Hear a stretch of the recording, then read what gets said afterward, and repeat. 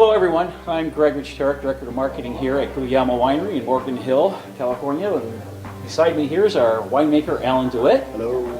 And what we're doing for the first time this month, for this month's newsletter, is bringing you a video from the winemaker each month. And this month, for example, we went through an exercise just recently where we have a current release of our Private Reserve wines. And what we wanted to do is evaluate each wine and determine which we are going to set aside. Alan, what would you like to add to that? That's essentially it. We just wanted to come up with a systematic program that really helps us shape where the library is going to go in the future. And what you're about to see is the result of those findings. Behind today's tasting is to evaluate our current releases to get a sense of whether or not they're appropriate for going to the library and to what degree they're appropriate. A lot, a little, not at all, which is entirely an appropriate answer as well.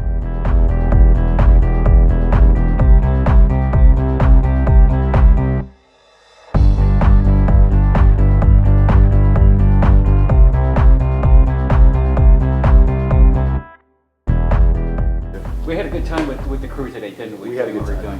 What we're trying to do at the same time is understand of our current offerings of wines, which really have the structure, which wines have the capability to sit, and which ones we think will actually, wine doesn't ever actually improve, maybe it gets a little softer over time, that sort of thing, but what can stand the time that we can save for our club and give them an added benefit, right? Exactly. We were asking ourselves, A, which ones are we supposed to put into the library? How many cases should we put away? And another question is, at what point in time do we think we want to re-release the wine? And then, should we revisit that wine, in a year's time? So, tell us about the process. What did we do? What did each of us do today as we went through this? Okay, well, so let's jump into the wines and talk about the wines we chose. And we only chose 5 wines because I think that's a reasonable amount for anybody to evaluate in anyone sitting with a large group of people, because the idea is we try the wines and then we talk about them, and we didn't want to get overwhelmed with choice. So we chose 5 that are current releases, the first one being the 2007 Cabernet.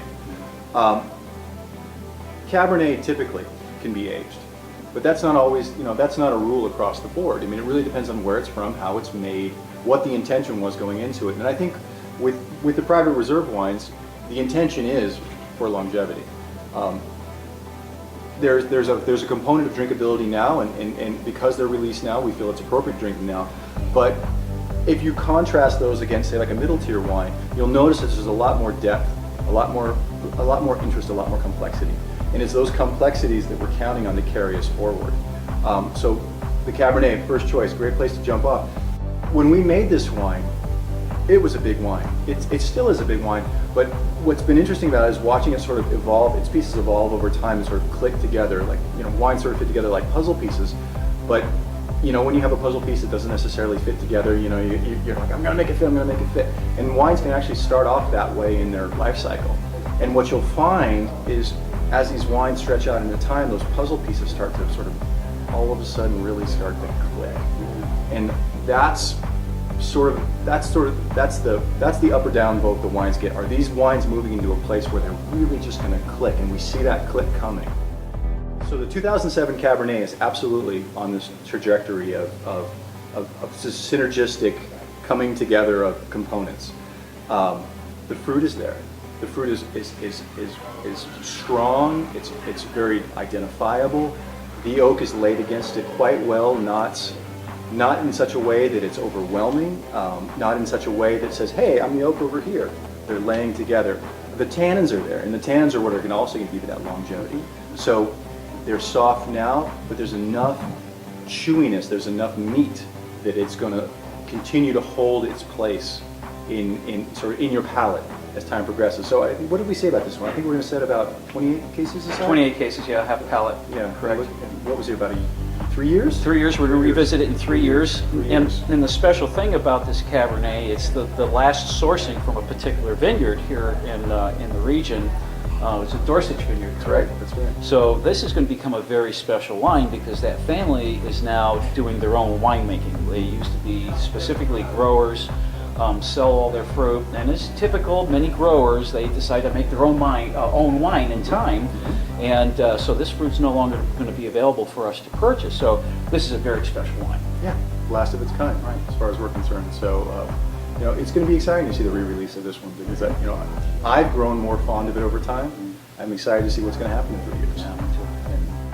We looked at a couple of Merlots. We had a couple of Santa Clara Merlots. We have a Santa Clara County Merlot that we produced, and we also have a Santa Clara Valley, which is actually an estate. 2007 Santa Clara Valley wine. Nice fruit, good full body, attractive wine, but we just didn't feel like it was appropriate for sort of the status, if you will, of the wine library. It drinks well now, but it just, you know, we just didn't see it stretching off into the future. We want people to enjoy that one now. Right.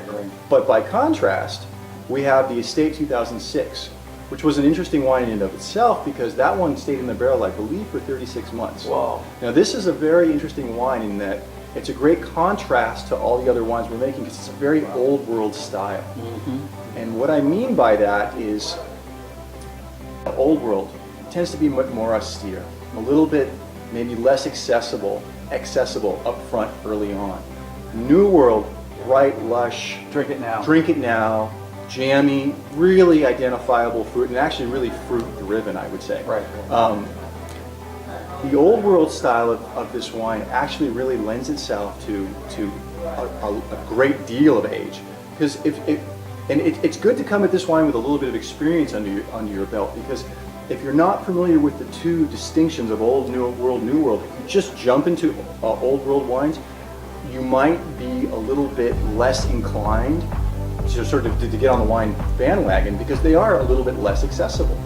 They tend to be just that leaner quality. They just demand more of you, and not only in the moment that you're drinking them, but they also demand more of a commitment of you. Like when you buy something like that, you think to yourself, well, you know, maybe I'm not going to drink it for a year. Maybe I'm not going to drink it for 2 years. So this one is kind of exciting. It was made on the estate. It was from estate fruit, made in an old world style, aged 36 months in the barrel, bottled. I think it's been in the bottle for about a year now. Oh my. I think, but it could easily go another 10. So it's going to be a fun one to continue to revisit over time. Yeah. It's really going to sort of document the progression of the winery. This is one that we decide we're gonna try it again in a year. Exactly. See where it's at, you know, that Yeah. kind of thing. That's really interesting. I didn't understand that about this before, being made in the old world style, and that speaks to a lot of the current, you know, demographic that we see coming into the tasting room, and we're trying to capture as we go forward in our methodology of making and presenting wine. We see that the palate, you know, for people less experienced in their wine tasting background, etc., are really going more towards the fruit forward types of wines, and this is going to appeal to more of the people that have that more I'll call it experienced palate. You know, have been here, have tasted these wines, have been around, maybe going to the Santa Cruz Mountains and Livermore, you know, spend some time in the North Counties. They've been around it, and they can pull out the subtleties of this wine, which is I think why we find it all very interesting at the same time. So see where it goes, right? What else we tried? We got Syrah. a Syrah, a 2007 Santa Clara, Santa Clara County yeah. Syrah. Everybody liked this wine. Everybody agreed, great wine, but nobody wanted to put it in the library. Right, exactly. I kept my mouth shut. You know, I was like, I want to put some of this away. Well, I want to put it away. I like Syrah, but I think part of that was also part of the economics of the situation yes, too. that's We had so much of it left, enough to sell through the tasting room, and we make many wines here. We have many varietals, many of the Private Reserve, and so we felt that we have so many wines in the library now. We have to start thinking about what best showcases the winery at the same time, and really what can we manage over time. You know, from a business perspective. So I think that was one of we all love that wine, like Alan said. It's just a brilliant wine. It's a real Syrah. And it's like the feeling was, well, we only have so much of it left. Let's sell it through because we have other wines to showcase at the same time. So, but everybody loved it.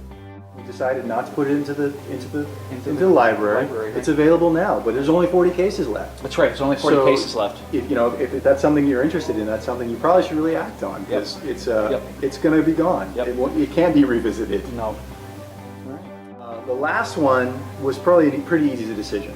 This was our 2007 Estate Petit Syrah, and that's been one of the benchmark wines at the winery for the last 80 years. It was one of the first varietals planted here. It's synonymous with the Santa Clara Valley, and it was an easy decision to make. It's got everything that Petit Syrah should. It's got depth. It's got pepper. It's got fruit. Everything's there, and so I think beyond unanimous decision. I mean, everyone. I don't even think it needed to appear on the lineup.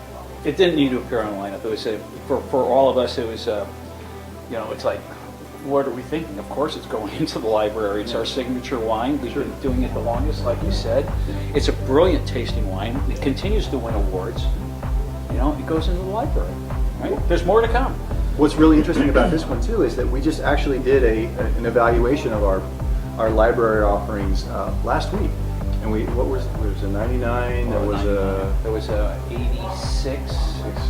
Everything predated 99. Right. And consistently, they all showed well. Yes. So I think it was with a fair amount of confidence that everyone was in agreement on this one. In March here, we've added many benefits to the club going forward. We're going to have a wine of the month, especially priced for club members.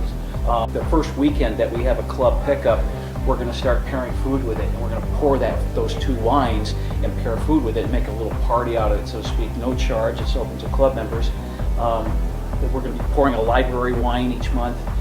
So what do you think? How do we wrap this up? How do we wrap this up? We had a lot of fun, didn't we? We had a lot of fun, and I gotta tip my hat to Rick from Cicero's Pizza for making this happen for us. And he actually came in a few weeks ago and stood over my desk and told me how they make pizza, and so I had the opportunity to grill him on his technique, because I like pizza too. So and he had some good answers for me, and he actually delivered today. He brought us down 8 pizzas. 8 pizzas.